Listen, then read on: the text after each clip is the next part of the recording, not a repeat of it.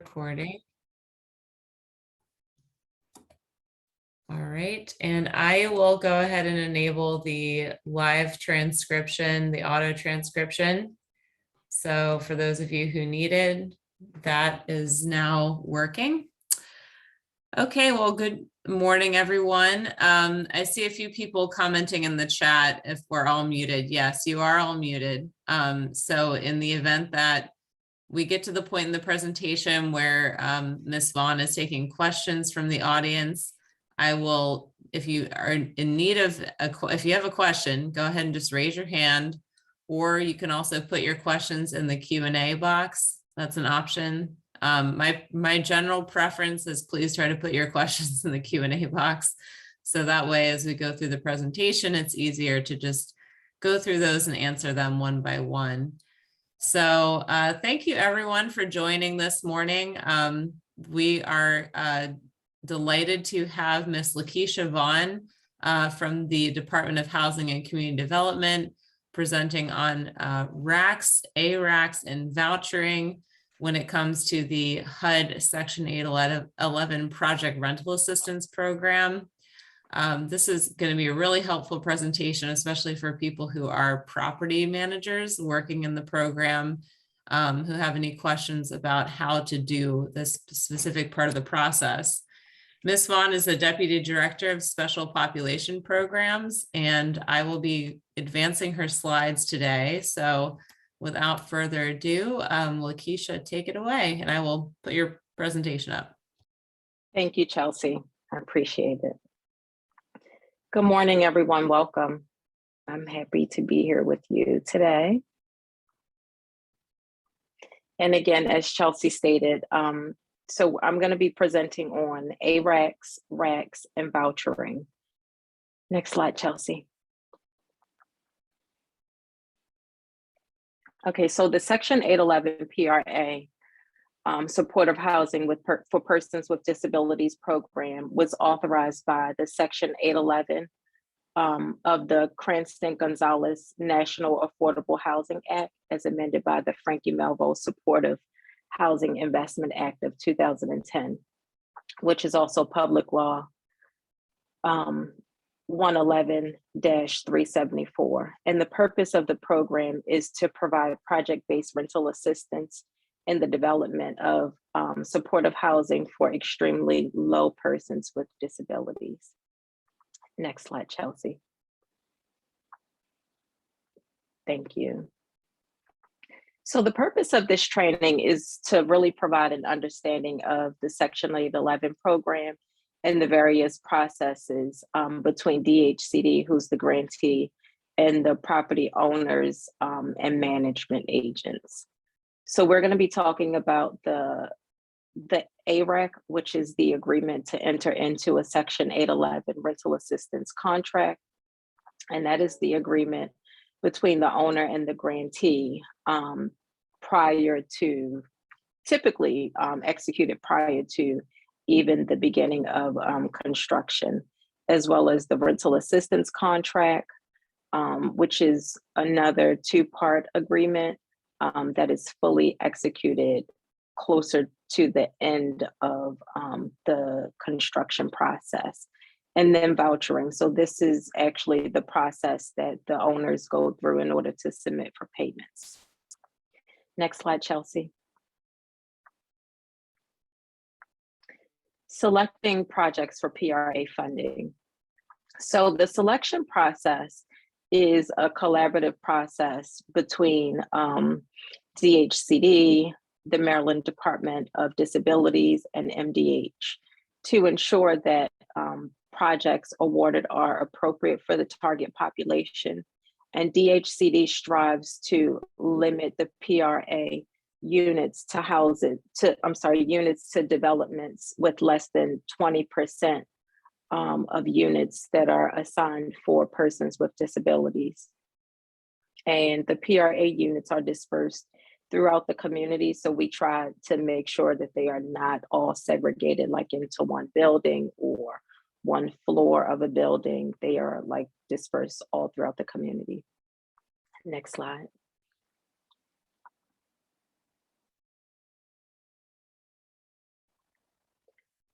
So the first step in the process is once DHCD has made a determination to request 811 units in a community, we will, have those conversations with the community. We're all in agreement, and then we will then execute an agreement to enter into a rental assistance contract. This 2-page document is HUD Form 92240-PRA. Again, this agreement is executed between both DHCD, who is the grantee, and the owner. And the agreement basically states that upon the completion of the development, the owner plans to set aside or allocate units for the project, and they will receive rental assistance for those eligible occupants or eligible applicants that would be of that very low income and disabled population. And all of those eligible applicants would then come from the waiting list that is managed by MDOD. Next slide, Chelsea.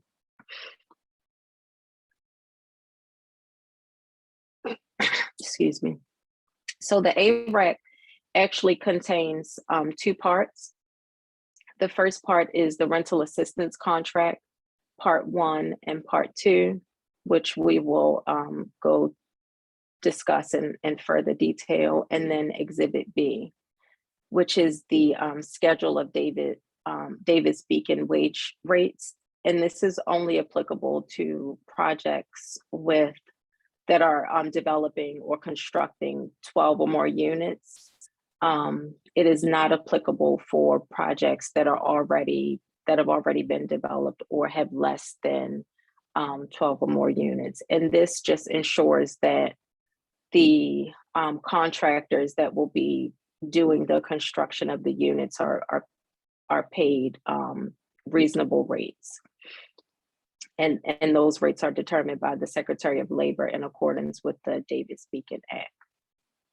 Next slide, Chelsea.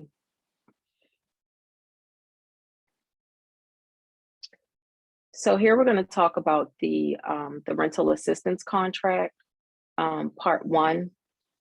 So the purpose of the rental assistance contract is to provide rental assistance payments on behalf of eligible families leasing decent, safe, and sanitary units from the owner, which is also HUD Form 92237-PRA.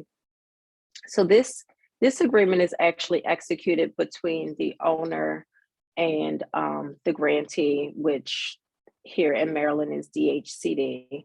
And this document is executed. So this process starts in the very beginning. Once a project has been awarded, typically tax credit units or tax credit under the competitive round through DHCD, we will then review those projects, like I said, with the group MDH and MDOD. And then we will determine that we want to assign units in a project. So at that time, we are initiating both the ARAC and the RAC. So we are determining the rents that will be acceptable for the unit, the utilities, and all of those things. This agreement provides the effective date of the assistance that will be provided. So say, for example, if your construction is completed in January of 2020 and you plan to lease up because you've received your certification of occupancy, then that would be the effective date on your RAC. And once you have completed that construction, then we can start to get that RAC finalized in order to get it submitted to HUD. So the RAC also determines the fiscal year, and for all projects under DHCD, That fiscal year is January 1st through December 31st. It provides the maximum amount of rent that can be paid under the contract. And this is explained in Exhibit 1 of the rental assistance contract. The project identifies the address for the units or the project itself. The other contents of the REC Part 1 are Exhibit 1, which would be the schedule of assisted units and contract rents. Exhibit 2, which is IREMS data record. So IREMS is actually a HUD system that once we submit an executed RAC agreement to HUD, HUD then enters that information into their system and provides an IREM number, which then allows the management agency to request or submit those vouchers for requests for payment. Exhibit 3 would be the grantee affirmatively fair housing marketing plan, which is also HUD Form 2243-PRA. Exhibit 4, the use agreement. Exhibit 5, which is the lease. Exhibit 6, definitions, and Exhibit 7, program guidelines. And I believe that we will be sharing this PowerPoint as well as all of these documents with all of the attendees. Next slide, please.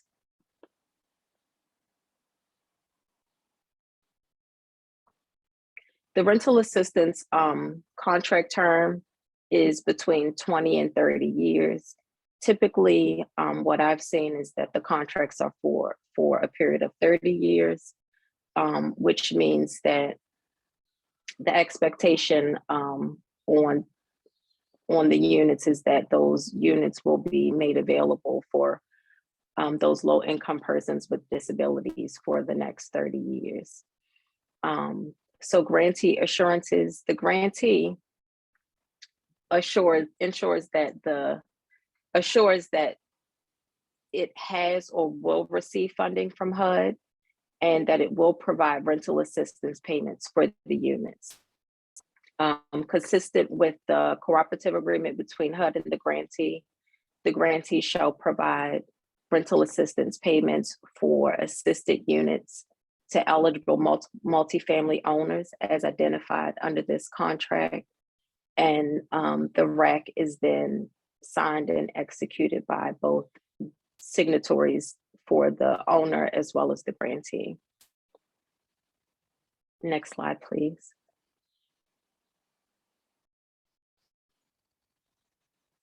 RAC 1, Exhibit 1.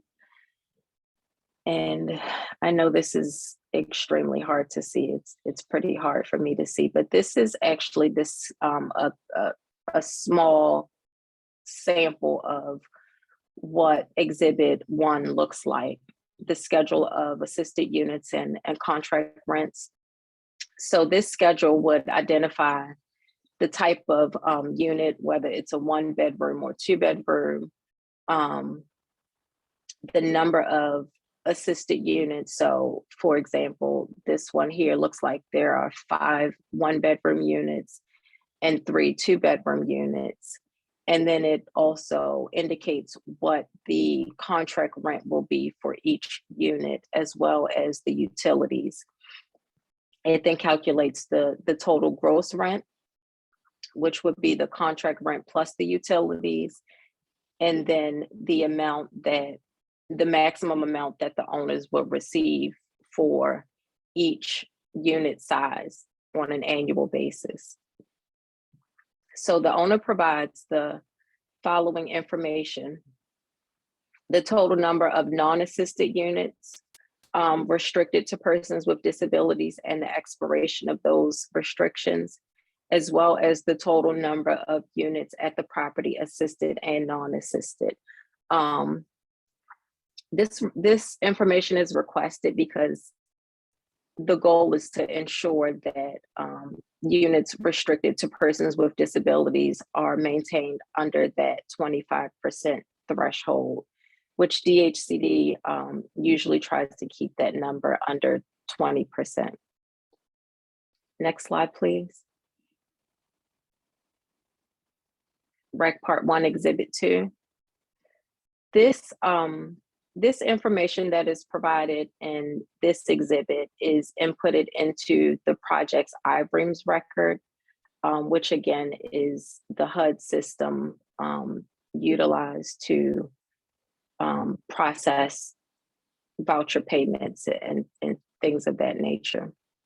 So the information that's provided is the owner's information, contact information, tax ID, the type of entity, the management information, the contact information, the name of the management company, the tax ID, and the property information. So the type of building, whether it's a high-rise, mid-rise, garden style, or what have you, and the site manager's contact information. So all of this information is provided to HUD when the RAC agreement is submitted at the completion of construction. Next slide. So now we're going to move on to the rental assistance contract part 2, which is HUD form 92237-PRA. So this portion of the rental assistance contract really speaks to the owner's responsibilities, as well as what payments and things like that, like how to receive payments, how to process payments, and things of that nature. So the owner is responsible for performing all of the management and rental functions for the contract unit.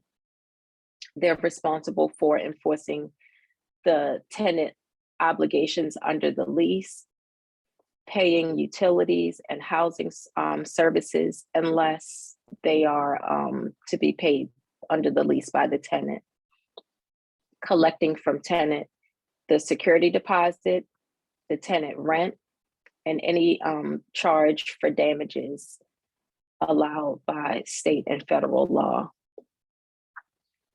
Families to be housed. Only eligible families can be housed under the rental assistance contract, and the unit must be their principal residence. Only families referred from the MDOD waiting list can be housed in the assisted units. Grantee Assistance. The grantee that should be Grantee Assurances. The grantee agrees to make rental assistance payments on behalf of eligible families for assisted units that are decent, safe, and sanitary. If the tenant's utility allowance exceeds the family contribution, the owner shall pay the family or the utility entity the amount of access. Next slide.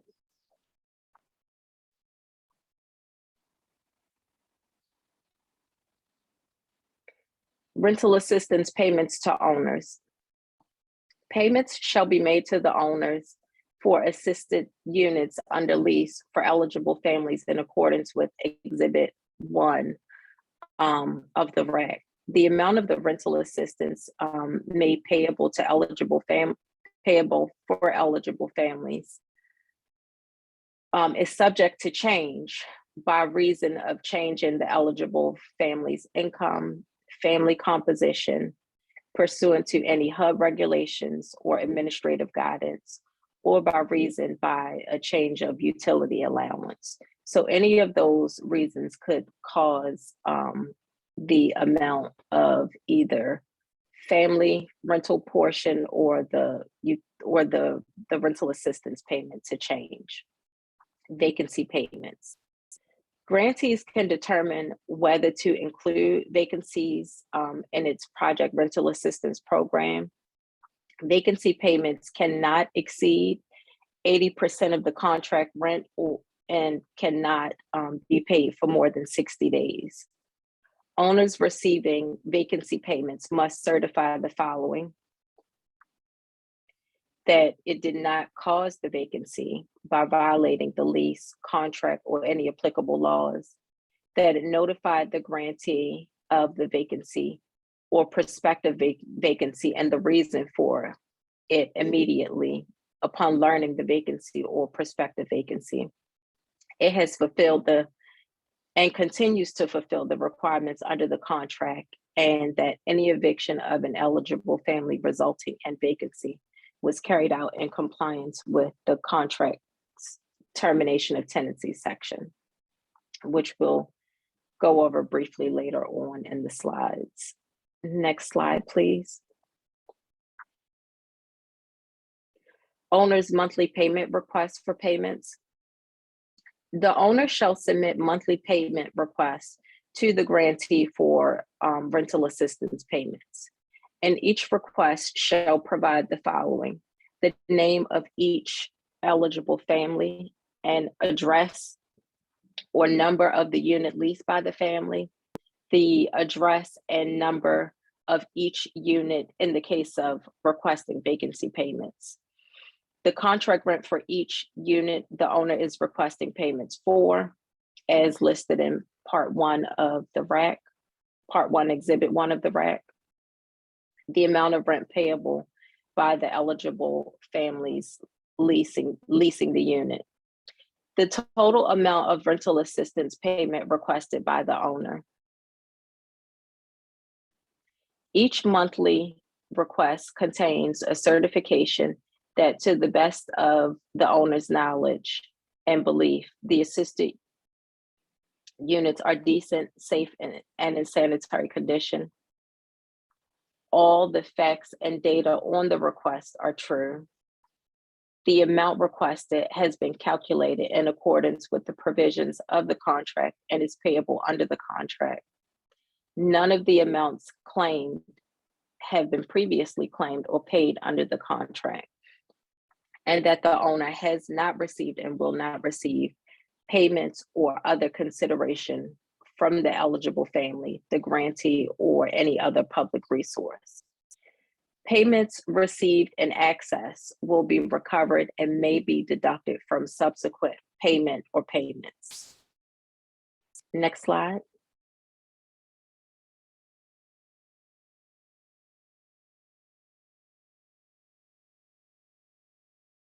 Next slide, Chelsea.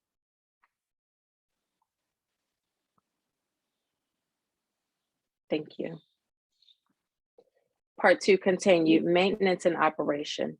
The owner agrees to maintain and operate the assisted unit and related facilities in decent, safe, and sanitary condition in accordance with the requirements in 24 CFR Part 5, Subpart G, including the provisions in all services, maintenance, and utilities. The owner is also required to comply with the lead-based paint regulations at 24 CFR Part 35. Inspections. All assisted units must be inspected prior to the occupancy of an eligible family. The owner shall also perform unit inspections at least on an annual basis to determine that the appliances and equipment of the unit are functioning properly.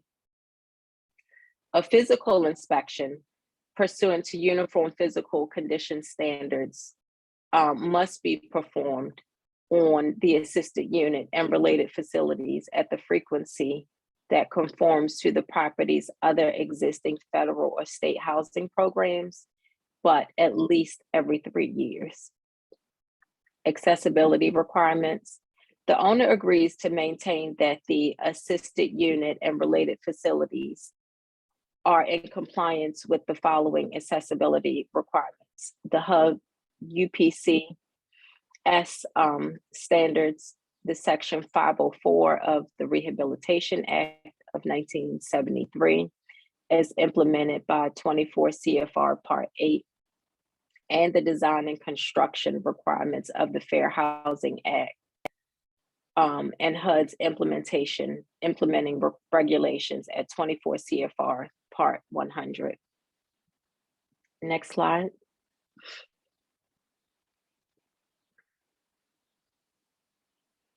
Initial rents, rent adjustment and utility allowance. As stated before, the initial rents are set forth in the RAC Part 1, Exhibit 1. Annual adjustments are allowed. All owners will utilize HUD's operating cost adjustment factor, or OCAF, to make annual adjustment requests. Annual adjustments of rent will be made at the anniversary date in accordance with the contract.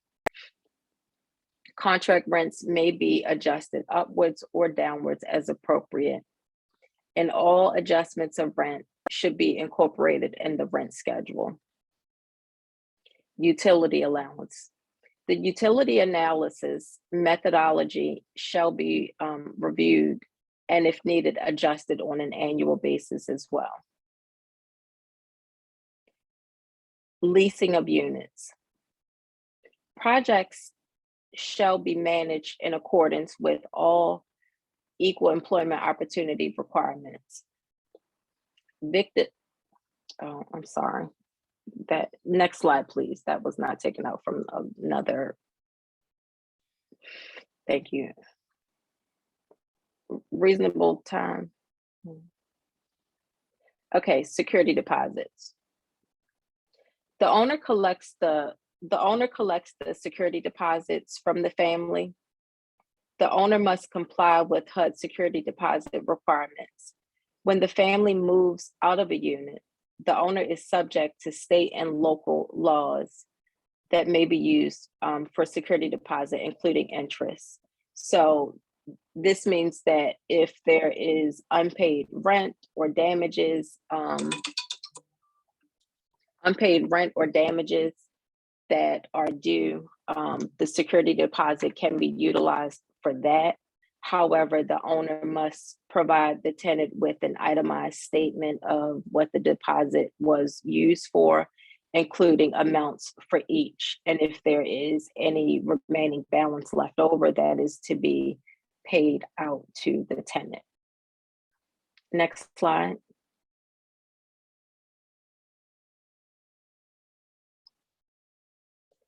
Eligible selection and admission of families. The owner is responsible for screening the eligibility of families in accordance with the tenant selection plan. Owners are responsible for determining income eligibility of applicants, calculating the amount of rental assistance payment and eligible family contribution. Owners shall not charge eligible families any amount in excess of the total eligible family contribution. Owners must lease assisted units only to eligible families. The lease entered into must be the HUD prescribed lease.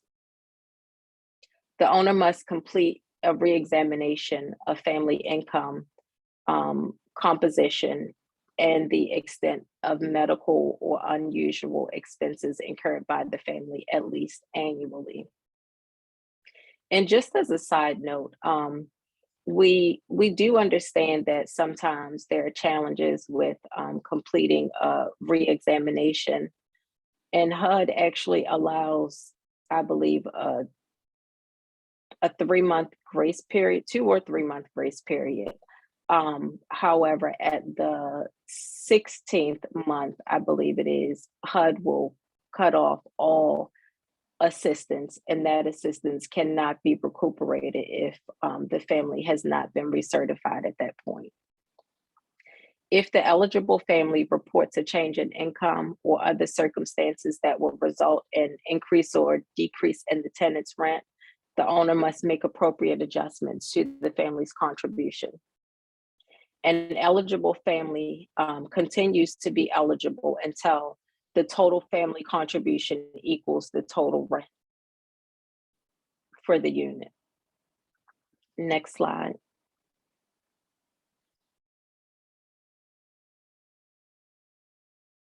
Termination of tenancy. The owner agrees not to terminate any tenancy of an assistant of assistance on behalf of any eligible family except in accordance with the lease, all applicable HUD regulations and other requirements in effect, and at the same time of the termination, any state and local laws. Next slide.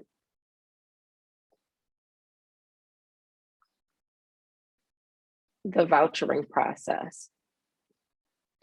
So just to note that once the RAC has been executed, owners and property managers will then receive a copy of the executed RAC and rent schedule.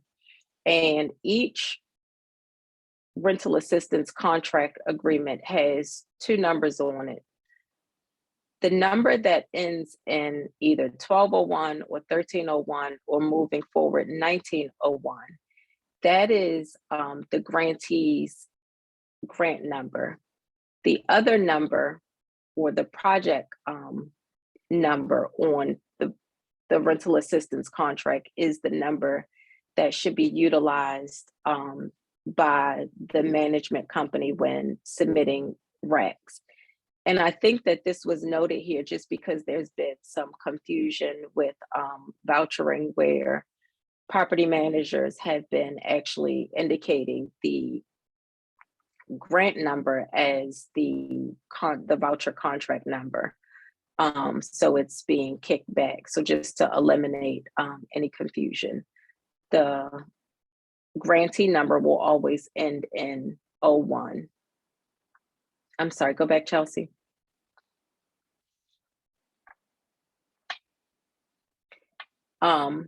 So owners will be required to obtain software that will allow them to electronically submit vouchers. And we know that there are some smaller entities who may not have the ability or capacity to purchase software. So in the next slide, we provide an agency who is able to provide that service.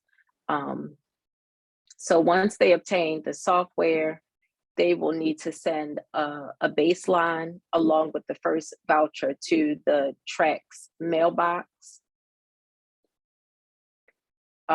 which is TRACM 22594. The vouchers are actually due by the 10th of each month, and they should be submitted into TRACs by the 20th of each month.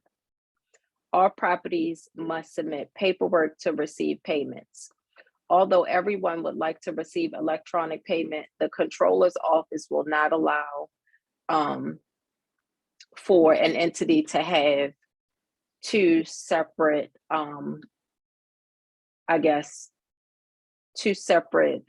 types of electronic transfers going into the same account.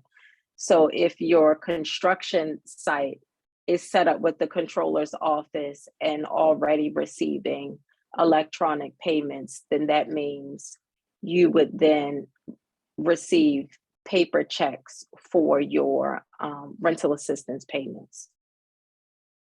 Either way, the X10 form, an avoided check, or a bank letter verifying the account number would need to be sent to the controller's office at the mailbox below, copying Nicole Denby and Olo Lawal.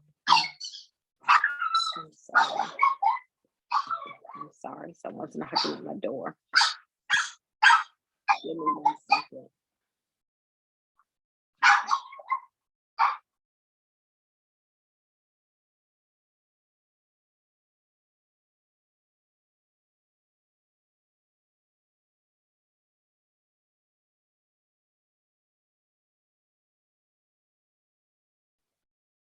Sorry about that.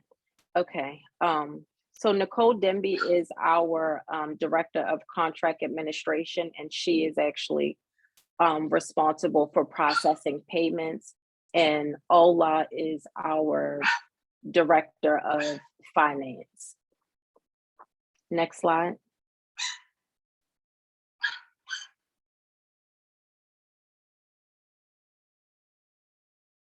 This is actually a company that is able to assist smaller organizations with processing vouchers if they don't have the ability to purchase the software themselves. I'm so sorry, my dog is going off. Someone's at my door. Next slide. So again, all of the documentation discussed in this presentation, as well as the presentation itself, will be made available to all attendees. Next slide. This is the link to the HUD exchange for the Section 811 program. Next slide. Any questions? All right, so it looks like we have in the Q&A, someone asking about the PowerPoint. So yes, we can certainly provide that for people who have attended today. And then Shalonda Gamble asks, is there a standard utility analysis methodology? So there is, and it is available on the HUD website. So HUD provides a standard utility allowance methodology where you can input your property's information, and then it will automatically calculate your utilities for you. And you can select that as your methodology and provide that documentation. I can provide the link for that. I will look that up and provide the link for it. Chelsea, I'll send it to you in order for you to then send it along. Yeah, that sounds good. I can go ahead and do that. Thank you. Etta asks, what if the person does not have a bank account or any means of showing any income? There should be a zero income form. Yes. If they don't have any income, but. Right, correct. Etta, does this person not have any income, or do they have income and just no way of showing that they have income? I guess that's what we would need to know. I guess both. Okay. Lakeisha, did you want to explain the zero income form? I don't know if... Sure. So typically there is a zero income form that if a person does not have any income, they can complete, just certifying that they have no income. Some agencies require that the form is notarized, others do not. So it really just depends on the community.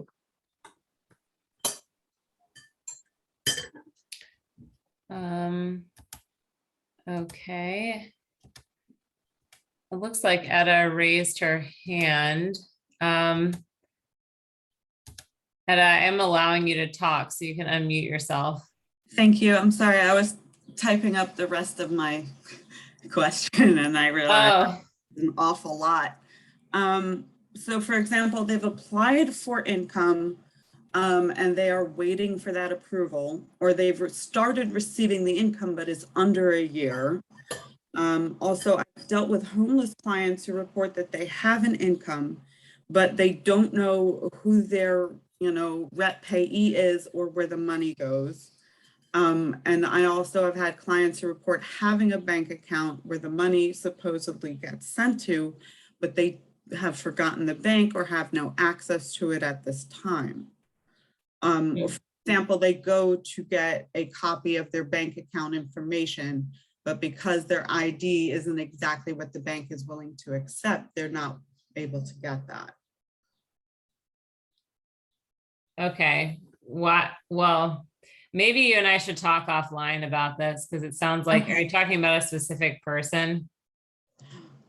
I mean, it's people I have worked with in the past, and they unfortunately gave up on the process because of this issue. Okay, Which is why I'm wondering if there's another form where they can say, you know, I have a bank account through XYZ Bank, but I'm not being allowed to access it or something like that. I mean, they need to provide bank statements, right? And then obviously the statements should be in the person's name. We would, you know, I would say like there's a need to triage and figure out why it is they can't access their own funding. And if they don't remember who their rep payee is, then that's a bit concerning, because, Right. you know, like if that's the situation for the person, then I don't know how they're going to be able to do something like have utilities in their name, and like it's tough. I mean, somebody needs to have that sorted out before they move into the community. Correct. So, you know, if it's a specific individual, we should certainly talk about it and try and triage that situation. But, yeah, I mean, and I also think that, I'm sorry, I think that Social Security should also be able to provide the person the information regarding their representative payee. They should be able to get that from Social Security. Right. Gotcha. Yeah. Social Security has its own issues with accessing information, but I do have a client who is, pardon me, now my dog is barking. I do have a client who is on the verge of actually being evicted, and they're struggling with some of those issues. So I'm going to gather more information, and Chelsea, if it's okay, can I send some of it to you for a Okay. Yeah, that's fine. Yeah, I would need to know the specifics of the situation, because, you know, all these situations are very unique. So, yeah, so just send it over to me. I think you have my email address. We'll try to figure out what's going on. Okay, thank you so much. I appreciate it. Yeah, you're welcome. Catherine Keeler asks, it seems like it takes many months after move-in to get all the documents in place and start vouchering. Is there anything we can do to make this process any quicker, any better, or quicker? So we do understand that there have been a number of challenges recently with just the delays at HUD. The one thing that you can do is to really, you know, notify me once the project is, you know, getting to that process where they're ready to start leasing up. That way we can at least start working on getting those RAC documents executed, because we can't necessarily submit anything until we at least know like your effective move-in date. So if you have like your certification of occupancy or something of that nature, and you know when the tenants will be allowed to start moving into the unit, because that actual date, or at least that month, needs to be on that RAC agreement before it gets submitted to HUD. And then on the HUD end, I know that they're working through their processing issues. We're hoping that they will be worked out soon. But that's the only thing that we can recommend, is that you just, you know, make sure that you're staying in contact with us so that we know once you're ready to get those processes started.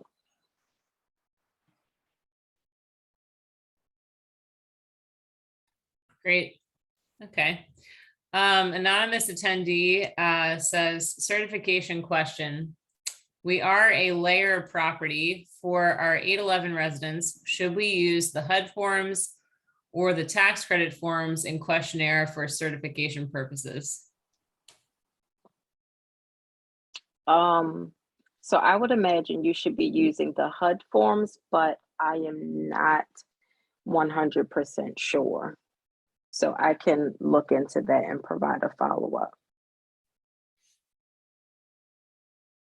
Yeah, that's always a bit confusing. I think, Lakeisha, I think that is correct from my understanding in the past. Just because of the fact that they're tied to those specific units. Right. So anyway, but yeah, that would be helpful to know the answer. Okay. Yeah. Okay. Shalonda asks, I received a request for RAC Part 2 documents that included a copy of utility determination provided by an engineer. What is this referring to? So typically during the, and Shalonda, I think that I've had this conversation previously with someone or a few people from your organization, but when your project is going through analysis, there's an engineer that comes in and makes a determination of what those utilities should be or what the averages would be. And they typically provide a letter that states what the utilities, what they have determined the utilities to be.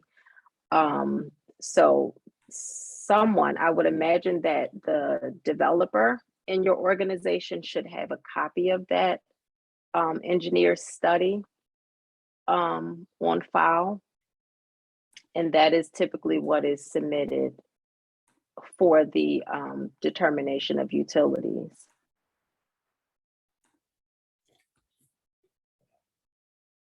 All right. Catherine Keeler says, thank you, Lakeisha. You've always been very responsive and helpful. Oh, agreed. John Harrison asks, how and through what entity does a person with a disability apply for assistance, and what documentation confirming their disability is required? You want to take that one, Chelsea? Yeah, sure. Yeah, so John, when someone is applying for the 811 program, you know, they go through a screening on our wait list. And normally the way that we determine disability status is through indication that they are in a Medicaid waiver service, and also receiving Medicaid. So the person, you know, normally in addition to that, SSI is a big component of that as well. So although somebody applying to 811 and, you know, in the program, they don't have to be an SSI recipient, we do verify their Medicaid number before they even like go through the process of applying. And in addition to that, we do also ensure that the applicant qualifies for some kind of waiver service or long-term support and services in the community. So that could be through, you know, one of the waivers administered by the Department of Health for people transitioning out of nursing facilities, like different home and community-based waiver services. The individual might be transitioning out of a residential rehabilitation program funded by the Behavioral Health Administration. That's indicative of the fact that they have a disability. But we don't request specific documentation of their disability. So it's just, you know, when an individual is applying to get in the 811 program, we look for those documents, we look for that information, and that's what indicates to us that they have a disability. So, so hopefully that answers your question. We can't specifically ask what their disability is. It's not something we're permitted to do. People will normally offer up that information, and when they go through the application process, that is a question that is asked, what their disability type is. And when then they can indicate that, or they don't have to tell us, they don't have to disclose what their disability type is. Most people do, but they don't have to. Any other questions? Excuse me. Oh, one of our 811 residents wants to move to a larger unit, a 3-bedroom, but our 811 units are all 2 bedrooms. We have informed her that she does not qualify because our contract for the 811 program is for 2 bedrooms only. Is this correct? That is actually correct. Yeah. So the 811 program does not have any 3-bedroom units. So if the person is in need of a 3-bedroom unit, they would not be eligible under the 811 program. Right. Yeah, and if the person, I should just mention too, if we've had people make similar requests in the past, and typically, you know, it's due to maybe a change in bedroom size due to a family size change.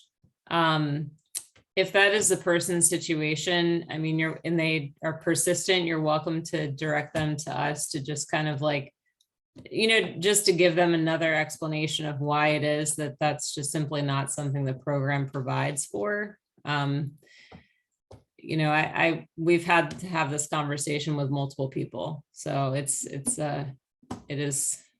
does happen. So do we have any other questions from the group?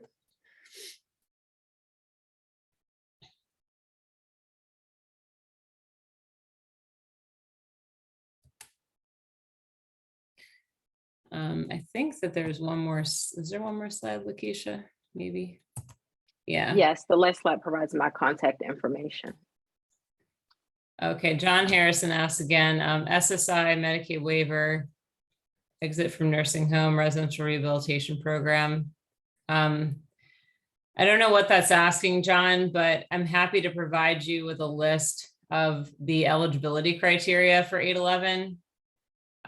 Because, you know, a person doesn't necessarily have to just be exiting from a nursing home or in an RRP.